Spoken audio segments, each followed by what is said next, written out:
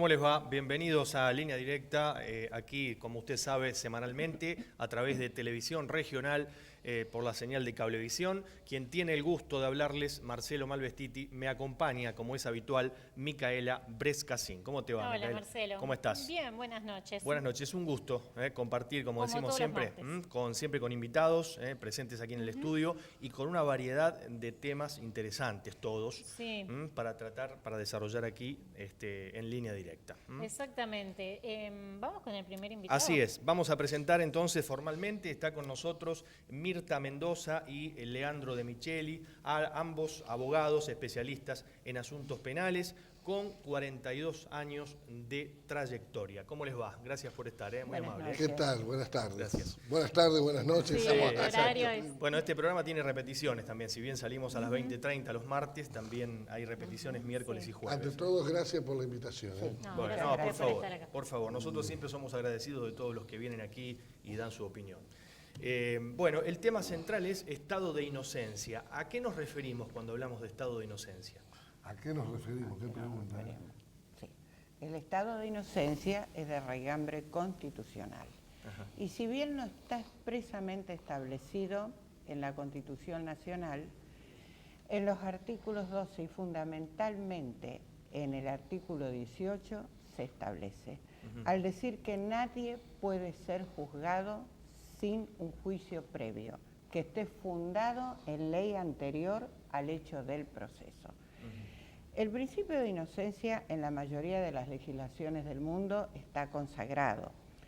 Esto se desarrolló a partir fundamentalmente con la Declaración de los Derechos del Hombre y del Ciudadano en la Revolución Francesa, posrevolución francesa, influido por las ideas de los enciclopedistas franceses, ¿no es cierto? Montesquieu, Voltaire, Diderot, esos fueron los precursores, digamos, de este principio tan importante que lo tomaron las mayores legislaciones y los mayores, en las mayores legislaciones del mundo, sobre todo en el mundo occidental, ¿no?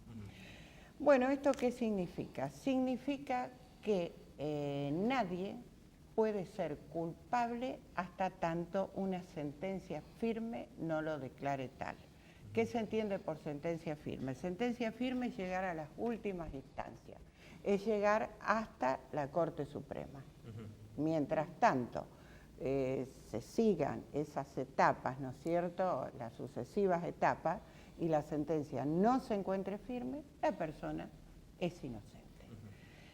No le corresponde a la persona probar su inocencia, sino que le corresponde al sistema probar que es culpable. Siempre se presume inocente. Entonces, Sí, lamentablemente, Siempre es inocente. porque estamos desarrollando un libro que nos faltó Sí, Ajá. sí, un exactamente. capítulo para concluir el estado de inocencia, fueron Sí. 50 escritos que hemos realizado. ¿A qué vamos también con el estado de inocencia? Que hasta febrero del año 2014, lamentablemente teníamos un sistema en la provincia de Santa Fe perverso, malicioso, dudoso, arcaico. ¿En qué sentido? En que todo era escrito. Claro, todo papeleo. Y nos remontamos a la época de la Inquisición. Claro. Nadie veía absolutamente nada. El cliente dudaba. ¿Por qué? Porque al no tener un papel que se encajonaba, iba directamente a los estrados sin poder ver, sin poder analizar la situación, se desconfiaba de todo. Y gracias a Dios, a partir de ese lunes del 10 de febrero del año 2014, la oralidad, la publicidad, fundamental en este nuevo sistema. ¿A qué vamos? En que ahora las atribuciones las tiene a cargo el fiscal. El fiscal es el que investiga. El protagonista. El Exactamente. protagonista del sistema es el fiscal. Y ese protagonista Es el actor principal. va a tener una cuestión principal en lo que tiene que ver con el presunto imputado, con el presunto acusado. ¿En qué sentido? En que hay una audiencia imputativa donde se le lee los derechos, de qué está acusado, fundamentalmente, y esa audiencia lleva después al magistrado a analizar las situaciones donde puede dar una prisión preventiva por un peligro de fuga, por un entorpecimiento de la investigación y porque la pena privativa de la libertad excede los 3 años. O sea que sabe la persona que va a tener una pena de cumplimiento efectivo. En lo que a mí respecta, para mí este sistema es lo mejor, teniendo en cuenta lo que veníamos atravesando anteriormente. ¿Y es el que se implementa a nivel nacional o esto es una renovación que se dio en la provincia de Santa Fe? No, el sistema nacional ya lo tenía. Esto es una renovación. O sea, Santa Fe estaba atrasada. Exactamente. Lo que sucede es que Santa Fe es una de las provincias más conservadoras del país. Santa Fe siempre fue una de las más conservadoras y de las más arraigadas a los viejos sistemas, ¿no es cierto? La más reacia a cambiar. Eso fue lo que pasó en Santa Fe. Muy perverso en el sistema, Claro, ¿eh? claro. Muy perverso. Claro, qué importante esto, lo que destacan, porque mucha gente piensa que es el juez el que lleva adelante todas las investigaciones. Esto es el fiscal y después el que condena es el juez. El Así juez es. Es decir, el fiscal es el que lleva adelante toda la investigación. Exacto. Cuando hay un acuerdo abreviado, Eso es una situación donde Sí. acuerda el Ministerio claro. Público de la acusación, Ajá. que es el fiscal, Ajá. el abogado defensor, ¿para qué? Para llevarle al juez un acuerdo homologado donde esa pena acepta, el juez le pregunta obviamente al imputado si acepta esa situación de acordar, hacer el acuerdo Sí. abreviado con la fiscalía para restar un principio de economía procesal para evitar los gastos del proceso, del tiempo y para que la persona no tenga una pena mayor en un juicio. ahora yo hago una pregunta. Porque si va a un juicio puede tener una pena mayor. Entonces le evita todo ese desgaste y el juez se encarga de homologar. Por supuesto que el juez nunca se va a oponer Claro. al acuerdo que hizo el fiscal con el defensor. Exacto. Ahora, yo te hago una pregunta. ¿Vos harías un acuerdo abreviado si vos sabés que el fiscal adolece de pruebas relevantes? Claro, que eso Sería que una pasa ahí. irresponsabilidad Claro, por claro. parte Ahí de mí. está, Exacto. ahí está. Yo ahí no está. acostumbramos en el Ahí estudio está. Claro. ir hasta el final, Hasta el final. Claro. porque en caso de duda recordemos Claro, siempre, claro. recuerde el televidente, el indubio pro reo. Indubio En pro caso reo. de duda, la ley tiene que ser más favorable Exactamente, al imputado. El indubio pro reo que está estrechamente ligado al principio de inocencia, estrechamente ligado, van de la mano yo diría, porque están profundos, son prácticamente indisolubles. Lamentablemente, si vamos al punto, muchos fiscales, no vamos a dar nombre, y muchos jueces no respetan absolutamente nada de lo que tiene que ver con el indubio pro reo. Leandro, te iba a preguntar. Es una hablaste, cosa peligrosa, ¿eh? Sí, de la prisión preventiva. Si una persona es inocente hasta que se demuestre lo contrario, hasta que no haya una resolución firme, ¿cuándo se puede realizar una prisión preventiva? ¿Cuándo se puede dictar? Dictar en el mismo momento de la audiencia imputativa, cuando está el imputado. Depende del delito. Depende del delito. Depende del delito, si el delito es susceptible de Claro. una prisión preventiva. Tiene que Depende ceder del los 3 grado, años. Claro, Bien. depende del grado. Tiene que La ceder los condena. 3 años. Otro directamente no americe la prisión claro. preventiva y bien, y tampoco una pena de prisión efectiva, porque tenemos pena de prisión efectiva y tenemos penas que aceptan lo que es la parte, la libertad condicional. Bien. O sea, una sentencia pero con condiciones, por supuesto. Pero hay que tener mucho cuidado con esto, porque todos queremos justicia. Tenemos la justicia de Dios, tenemos la ley, la justicia positiva, que es una justicia imperfecta, porque nosotros los hombres somos imperfectos. Pero uno está para ayudar, para colaborar con el sistema, porque es terrible cuando a alguien se lo acusa sin pruebas, Seguro, claro. queda estigmatizado Seguro. y primero la condena y después la condena social. Claro, claro. Que lamentablemente cuando dice miente, que algo queda. Y ahí estamos en otro problema. ¿Qué opinión tienen ustedes sobre las salidas transitorias? Bueno, yo por ejemplo depende del delito, ¿no? Depende del delito, claro. Si hay una persona, por ejemplo, que está acusada de un delito gravísimo como es la violación, Ahí- si esta persona tiene salidas transitorias, realmente el juez estaría obrando.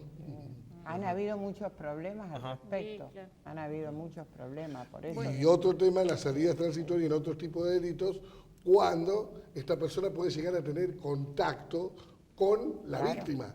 Claro. Entonces ahí cuando el proceso no termina, poder amedrentar a la víctima o bien sospecha de cualquier otra situación cuando hay más que nada un encono entre familias, ¿no? Bueno, lamentablemente se nos terminó el tiempo, les agradecemos muchísimo el haber participado aquí, por supuesto, como decimos siempre, ¿no? Con Micaela, las puertas para todos están abiertas y va a haber siempre una nueva oportunidad para desarrollar los temas. Quedaron muchos temas afuera, así que seguramente ya los volveremos. Así es, muchas gracias. ¿Cómo no? Gracias a Muchas ustedes. gracias. Muy a amable. ustedes. Vamos a hacer una pausa, Micaela. Cuando nos volvamos a encontrar va a estar acá Juan Marcos Aviano, director de CECIAC. Volvemos enseguida.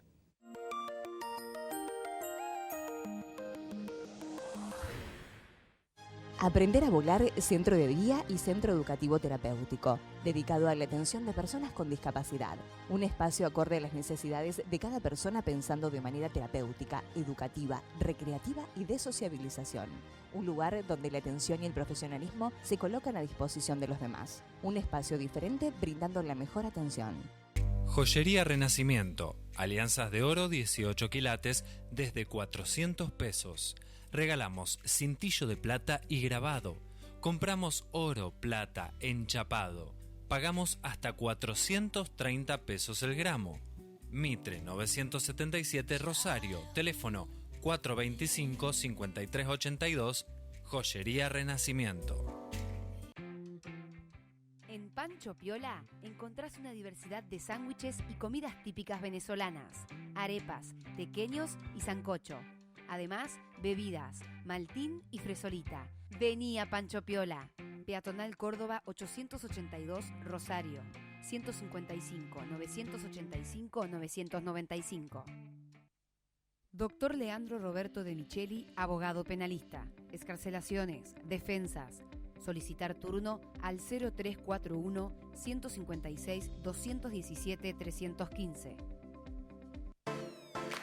Maquinarias Miguel, máquinas para coser industriales, familiares y de cortar. Siempre el servicio de la industria de la confección. Triunvirato 596, Rosario. Teléfono 455-1334. 3 elefantes se columpiaban sobre la bolsa de Polimundi. Como veía que resistía, fueron a buscar otro elefante. Polimundi, la marca en bolsas de polietileno. Exíjala. Servitec, servicio técnico de aire acondicionado, central y split, instalación, reparación, recargas, personal matriculado, teléfono 0341 154 682 178.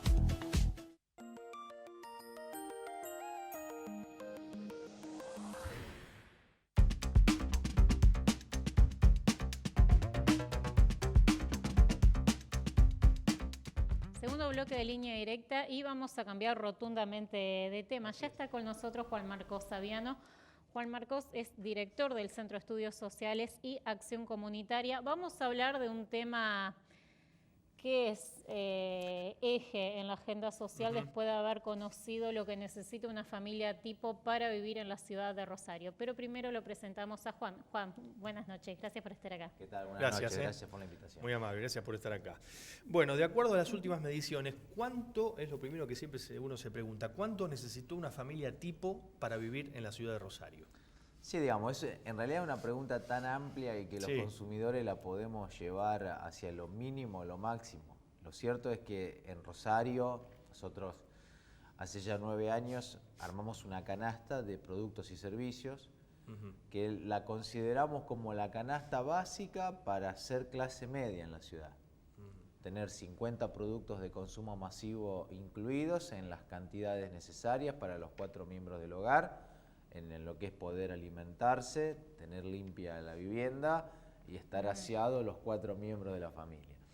Y 19 servicios básicos para el hogar, donde está el alquiler de la vivienda, todos los impuestos y servicios de esa vivienda, y después los servicios personales, donde está la educación, la salud, el transporte, los medicamentos. Por eso, en el caso de la última medición de junio, esa canasta sumó 48.741 pesos. Es una canasta que además siempre aclaramos, es una canasta estática. ¿Qué significa eso?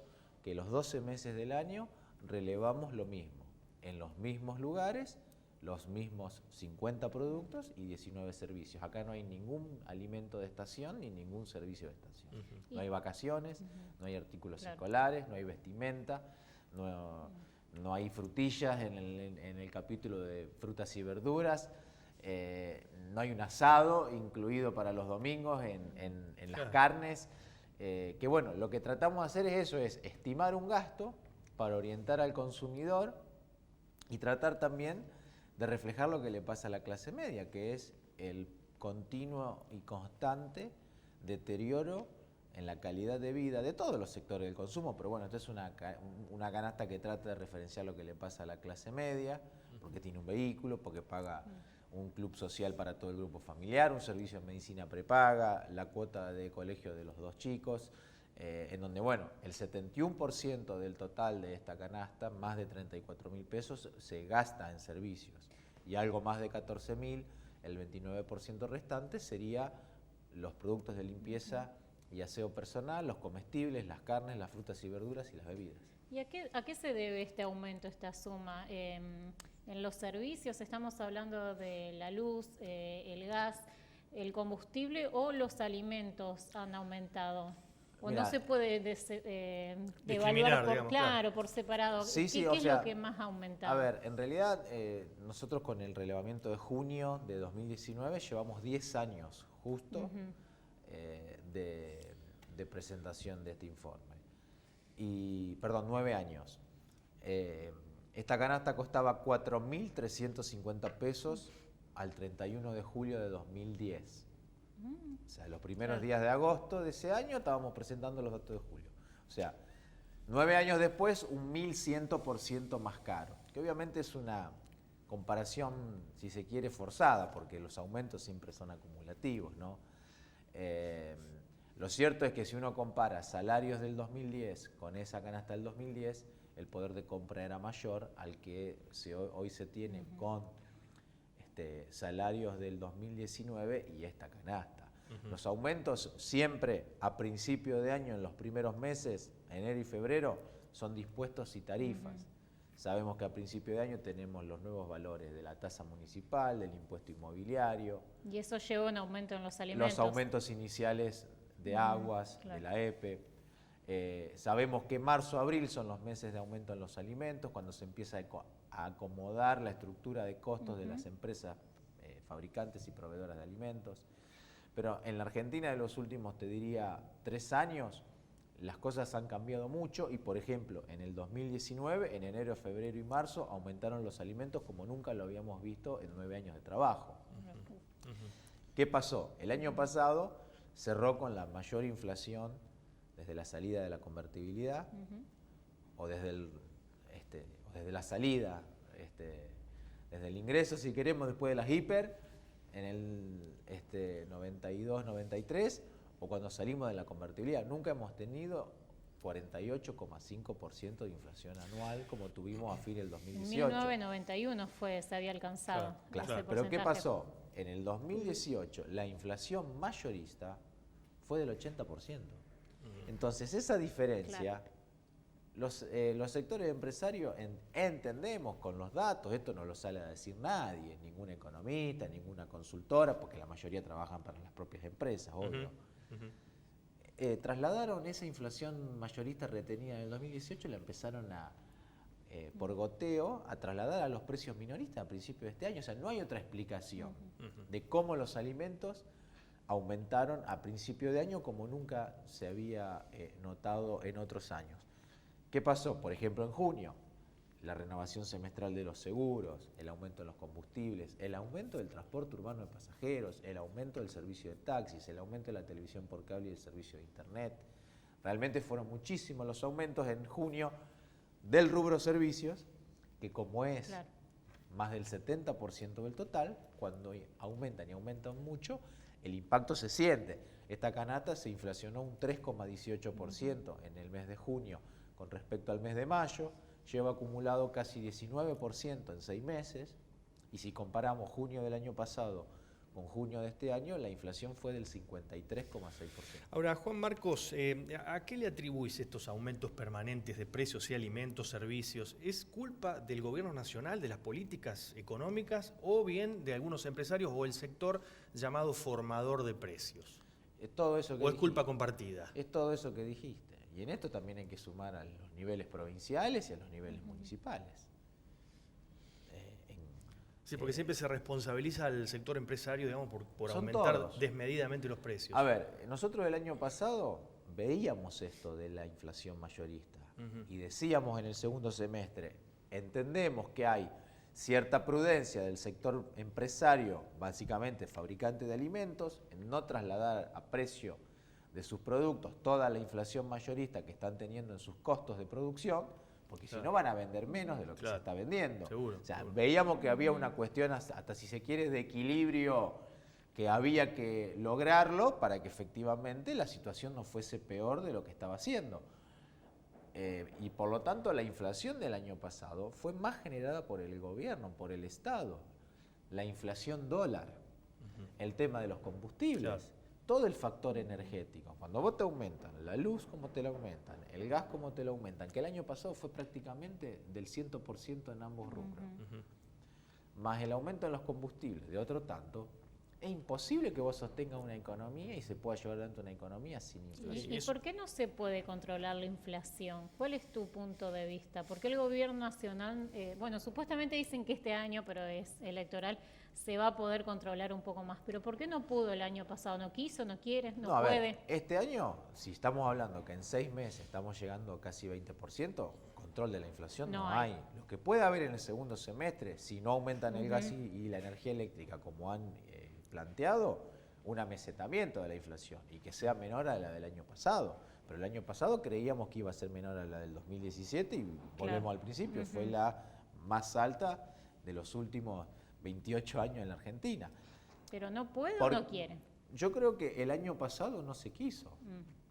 En el 2016 la inflación, a su vez, empezando a estar los incrementos tarifarios por las revisiones integrales que se hicieron de los servicios públicos, hubo un, no sé si control, pero una inflación que en términos del INDEC fue 1,5 puntos menos a lo que fueron los incrementos salariales. Entonces, acá creo que no hay una decisión. A ver, el sector empresario, el Estado siempre interviene. Y la intervención puede ser por acción u omisión. O sea, yo puedo decidir como Estado no ir a los formadores de precios. Acá en la Argentina, en 10 días se sabe quiénes son los que están jodiendo. Y eso no lo han hecho. Pero ojo, no solo este gobierno. El gobierno anterior tampoco lo ha hecho, en ir al hueso. Porque acá los fabricantes de alimentos nos alcanzan los 10 dedos de ambas manos para saber quiénes son los que nos proveen los alimentos. ¿Y dónde está desvirtuándose la cadena?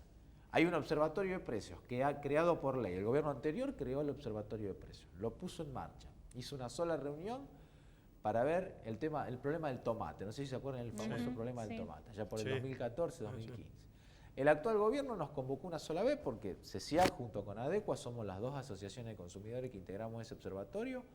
Analizamos la cadena de los productos alimenticios agroalimentarios y ahí se veía claramente dónde estaba el problema. Pero después hay que actuar. Nosotros hemos denunciado a Mastelón, hemos denunciado a Coto, hemos denunciado a Carrefour, estamos ante la Comisión Nacional de Defensa de la Competencia llevando las pruebas. Pero si después el Estado no actúa. Acá me parece concretamente, para resumir la pregunta que me hicieron, el Estado no quiere controlar la inflación, porque los intereses económicos que ganan muchísimo dinero a su vez con la inflación, me parece que están muy cómodos en la Argentina. Convengamos que esto lo que provoca es el deterioro permanente o cada vez más de los salarios, de los ingresos monetarios de los trabajadores. Del poder aumento. adquisitivo. Exactamente. ¿Vos crees que no va a haber una recuperación del consumo de acá a octubre? Ya cerramos con esto porque justo tenemos puede haber un repunte producto de la ampliación de la hora 12 y si genera alguna otra política de fomento al consumo. La gente igualmente está muy castigada por el tema servicios, los aumentos salariales llegan por goteo y además la gente está muy expectante. Nosotros en la editorial de nuestra revista hablamos de la elección del consumidor y el consumidor en las próximas elecciones va a ir al cuarto oscuro como cuando va al supermercado. Son pocas las opciones que le dan en la góndola, van a ser muy pocas las opciones que nos den en el cuarto oscuro. ¿Y qué termina eligiendo uno en la góndola? lo que te sale más barato o Claro. lo que te duele menos. Y bueno, vamos a terminar Las eligiendo segundas marcas. lo mismo. Claro. Bueno, Gracias, Juan. No, gracias a ustedes. Gracias por estar acá. Juan Marcos Aviano, director del Centro de Educación, Servicios y Asesoramiento al Consumidor, CESIAC, institución creada en 2005, y corregime si me equivoco, en 2009 se constituyó como Asociación de Usuarios y Consumidores. ¿Está bien? Perfecto. ¿Vamos a una pausa? Vamos a un corte, ya volvemos.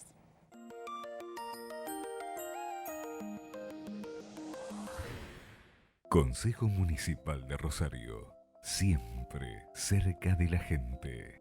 Asociación del Personal de la Junta Nacional de Granos, juntos desde hace muchos años en defensa de los trabajadores portuarios, por un salario digno y beneficios sociales para todos sus afiliados. Secretario General René González, Mendoza, 1871 Rosario, teléfono 0341 440 4720. Centro de Estética Iluminarte el Alma. Tratamientos corporales de alta eficacia. Limpieza facial con máscaras más aparatología. Masajes, estética de pies y manos. Riobamba 3325 Rosario. Turnos al 156 892 232. Suspensión Néstor. Tren delantero, alineación, balanceo, frenos. Trabajamos con todas las tarjetas de crédito. Servando Bayo 1456 Rosario. Teléfono 439-6618.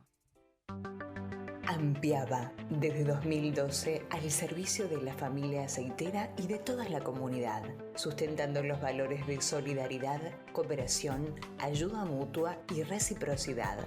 Ampiaba, Asociación Mutual del Personal de Industrias del Aceite Vegetal y Afines.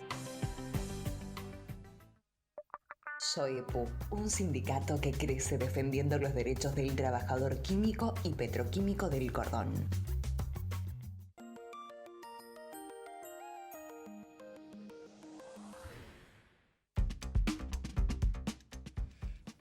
Se nos terminó el Bueno, tiempo, nos nos queda vamos. para despedirnos nomás. Así es. Bueno, muchas gracias por habernos acompañado. Nos reencontramos el martes próximo. Buenas noches.